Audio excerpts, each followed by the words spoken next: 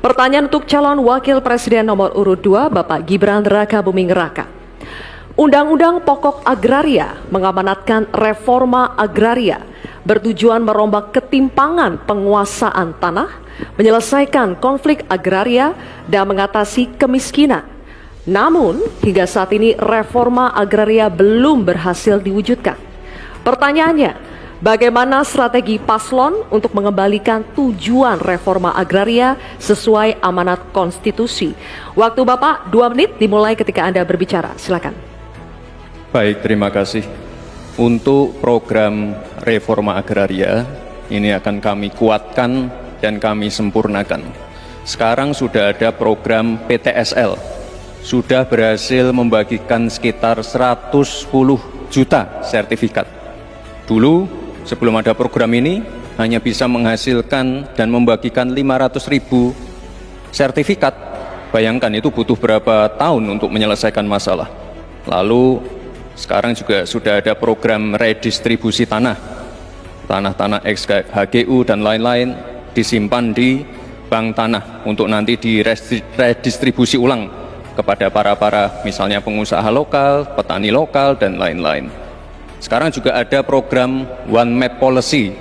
Ini sangat-sangat berguna sekali untuk mengurangi adanya konflik-konflik sengketa tanah, mafia tanah, dan lain-lain. Karena database-nya sudah digital, batas-batas tanahnya sudah tercapture semua di database.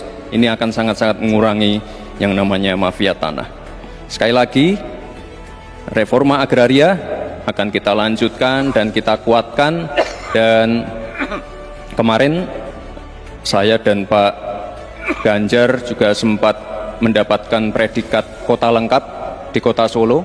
Jadi Solo ini dari BPN sudah mendapatkan predikat kota lengkap, garis-garis batas tanah-tanah wilayahnya sudah tercapture semua, sehingga nanti akan mengurangi sekali lagi konflik-konflik tanah, mafia tanah, karena semuanya sudah tercapture secara digital di database-nya BPN.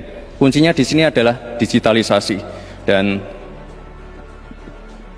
tadi kota lengkap, One Map Policy ini sangat penting sekali untuk kita bagaimana nanti menyelesaikan konflik-konflik agraria ke depan. Terima kasih. Baik. Terima kasih Pak Gibran. Oke. Ditahan dulu, nanti akan ada waktu. Nanti ada waktunya. Bapak Ibu, Kita ada lanjut waktunya. dulu. Cukup ya? Bisa tenang? Kita lanjut dulu ya. Baik.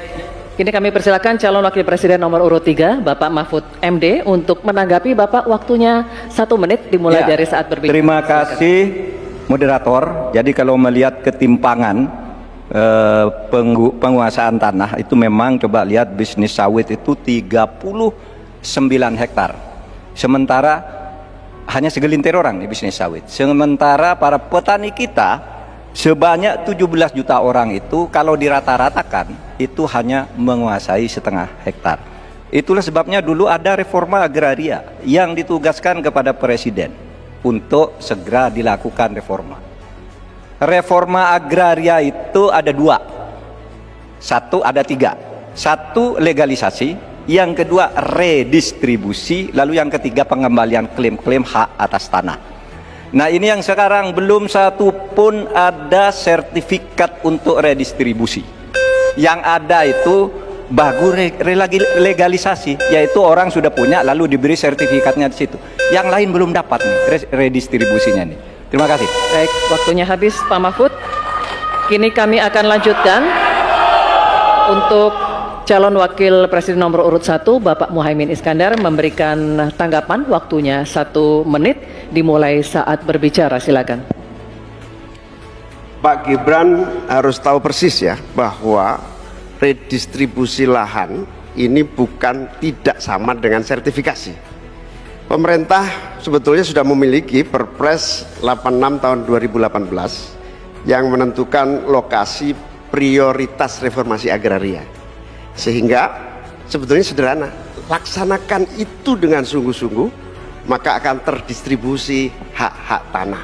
Kalau tadi ada pernyataan soal konstitusi, prinsip dasar distribusi tanah itu memang melekat dalam konstitusi kita, bahwa seluruh kekayaan negara ini punya negara, dan tugas adanya pemerintah itu adalah membagi aset tanah ini dalam reforma agraria, sehingga sertifikat yang menjadi agenda itu sama sekali tidak masuk dalam redistribusi aset, distribusi lahan, sehingga kita harus robah dan kita tunjukkan bahwa terjadi distribusi lahan untuk petani semakin sejahtera.